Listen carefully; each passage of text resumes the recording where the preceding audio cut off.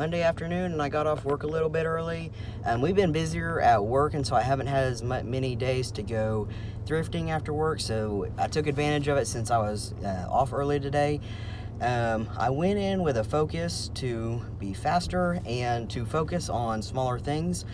Partly because I am running out of room in my garage, and I'm going to try something new. I saw it on YouTube, and it's a really cool idea. It's this idea of a junk drawer lot. And basically, I probably put mine up for auction, or I might set a price, I don't know. But it's unbelievable the sell-through rate on junk drawer lots, basically. And the idea is just like it sounds. You just kind of throw a ton of random stuff together. Some things that maybe are valuable or whatnot and that catch the eye, and you see what you can sell it for. And so my focus, like I said, was to go fast and to focus on smaller things. And the cool thing about the junk drawer lot is that you don't have to list each individual item. So if you find something small that may be worth like $8 or $10, well, it's going to take you basically the same amount of time to list one item versus a lot of maybe 10 or 20 different items. And so you're saving yourself time if you bundle it together. I don't know if you'd get the same value you would if you sold it individually, but if you can buy it for really cheap, you're saving a lot of time and you're still going to make profit. So that was the goal today, was to focus on smaller things that I could bundle together and try out one of these junk drawer lots. Let me start out with things that I found that are not small. This I'll probably sell in town just because it's bigger. This is a yoga wheel. I used to have one of these. I might still have mine, and it looks pretty much exactly like this. These are like $40 new, and they're really cool. They're great for popping your back and just massaging your back. I'll probably sell this locally, hopefully, and I paid $1 for this one. I'll probably try to get like anywhere from 15 to 20. Next that I got that was not small was, it's a bag. They're all upside down. See them? They are vintage drip candles, like for Christmas, and those are selling pretty well on eBay. I didn't test them to make sure it works, but I got this bag of a couple of the set of 3 and then 2 singles for the whole bag for $1, so not a huge risk there. Like I said, I was trying to get in and out of there pretty fast. Maybe they'd even sell if they didn't work, I don't know. So I'll list those, and I might hold off on those just with Christmas a few months away. It might be time to list them, I don't know, but I think I should get some money for those. Okay, so here is the junk drawer lot. I'm going to turn the camera around so you can see inside this bag. There's some pretty cool stuff in here, and I already looked up some of it, and it's selling. Some of the stuff's selling for pretty good on its own, and so I think in a lot it could sell for more. Here is what I got, the smalls, a vintage cribbage folding board. Sounds like the pieces are inside. I didn't check it, but I'll probably lay it out and see. But it's cool because it still has, it's made by Hoyle, and it still has the instructions inside. It's still in the original box, so that's pretty cool. These are 2 really good finds. Let's see, 1st Air Cavalry Division, United States Army. You can see someone's written 125 on here, so I don't know if that means what they had valued it at.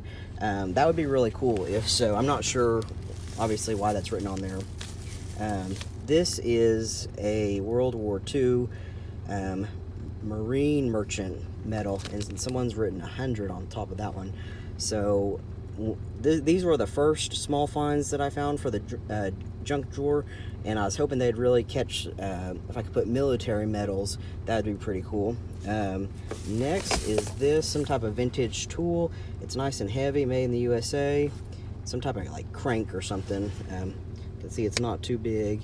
I don't know what it goes to, but someone might, and they might get some use out of it.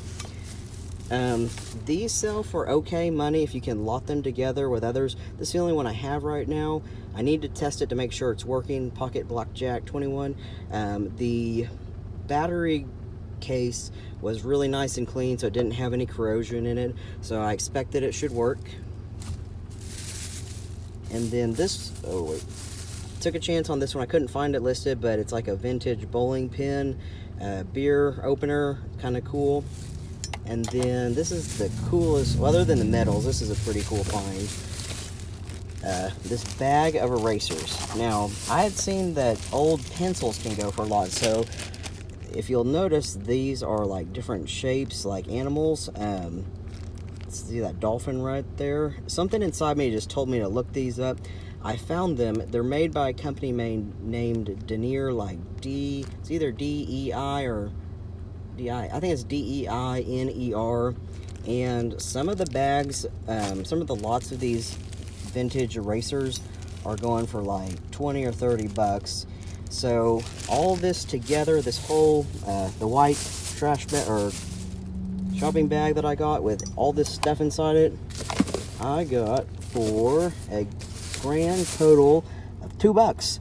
So I'm gonna try to list that tonight, just because I think it'd be fun just to see how it goes, and I'll update with how that auction goes. Headed out to sell the Schwinn bike that I picked up on Saturday. I paid $15 for it. There it is in the back of my truck. Going to sell it for $40. That's kind of the magic number, I think, reselling bikes on eBay. People don't want to pay $100, which is fine. 15 to 40 is good. Selling this on Facebook. That did not mean to say eBay. Buyer was here at Quick Trip when I showed up. Got my 40 bucks.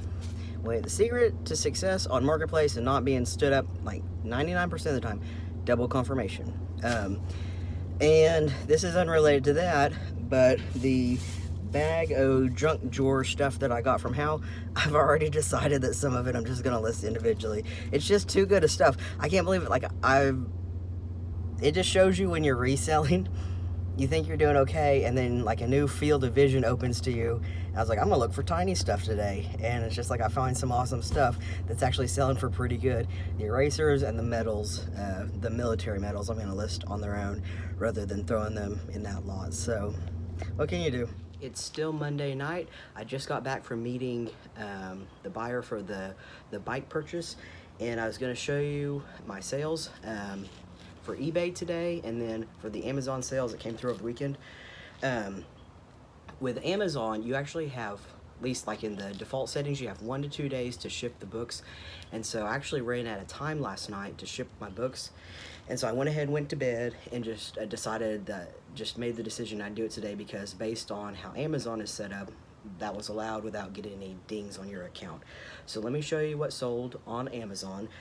First thing is this another Abeka book, sold for $23. Grammar and Comps 1 work text.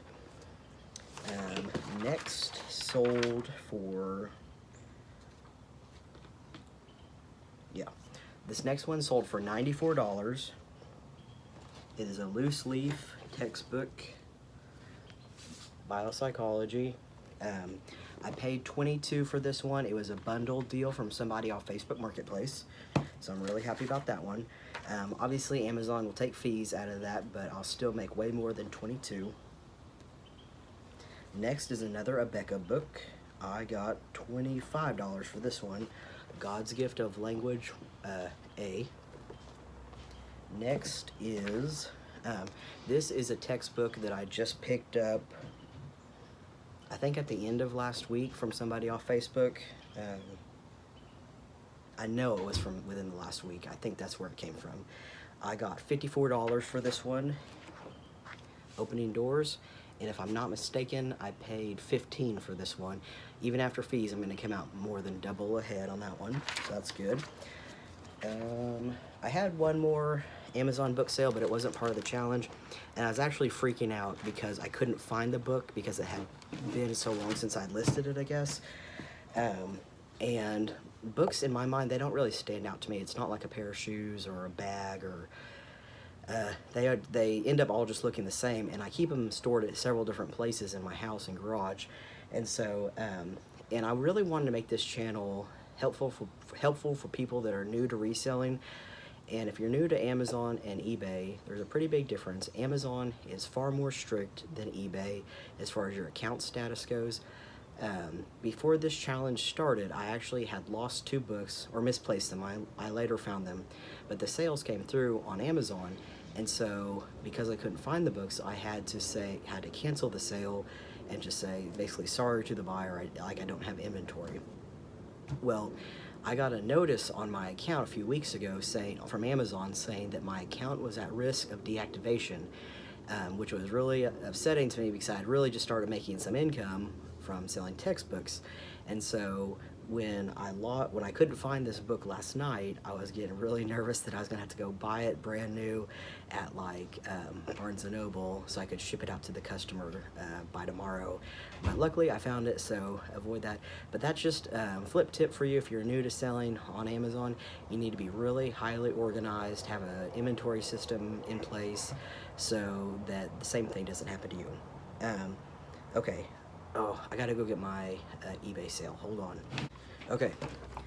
Reselling, there's a pretty good rule of thumb. If it has the brand Bose on it, pick it up. If it's working, if it's brand new, even better, which is the situation in my case. I picked up 3 of these Bose wall ceiling brackets. Nothing, it does not look exciting. I paid, see like my system here, I tell what the item number is in my inventory system. I paid $1.43 for each one, and I got 1, 2, 3 of them. I looked up how they were selling. Like I was saying earlier in this video, I'm getting a lot of inventory overload, and it's possible that I could have sold each individual one for a total of more, but right now I'm interested in speed and quick flips, so I listed them as a lot, which I saw that other people had done. And I listed them, I think, at 60 with free shipping. Someone made me a best offer of 50 with free shipping, and I took it because I had, let's see, basically like a little under $4.50 invested in this, and 50 minus like say 10, 15 bucks, I'll come out with $35, $4 invested. Not to mention this sold in 10 minutes of me listing it. And so some people, if you don't have very much inventory, you might be trying to squeak out every extra dollar, but for me, I'm just trying to generate sales where I'm making a good profit, and that's going to be over $30 profit on that one in less than 10 minutes of listing it. So super happy with that one. Next, okay, so kind of toying with the idea, since I worked in a specialty running store for so long, I'm kind of toying with the idea that I'm going to, once I've sold enough shoes, kind of make a buyer's or a reseller's guide to specialty running. And so this sale is actually not from the flipping challenge, so I'm not logging it as part of the dollars or anything like that. It was just something that I had sitting in my garage that I had gotten at a garage sale like months ago. For whatever reason, I hadn't cleaned them up, and I hadn't listed them. I paid $2 for these, and I sold them. Ended up selling them for $25 with shipping on top. So not a huge profit, but what I wanted to show you, this brand right here, it's called Brooks. It looks kind of like a Nike swoosh, but it's not. Don't confuse it. They will get upset. Nike will. Okay, there's a brand, Brooks, and the specific model for this one is the Launch.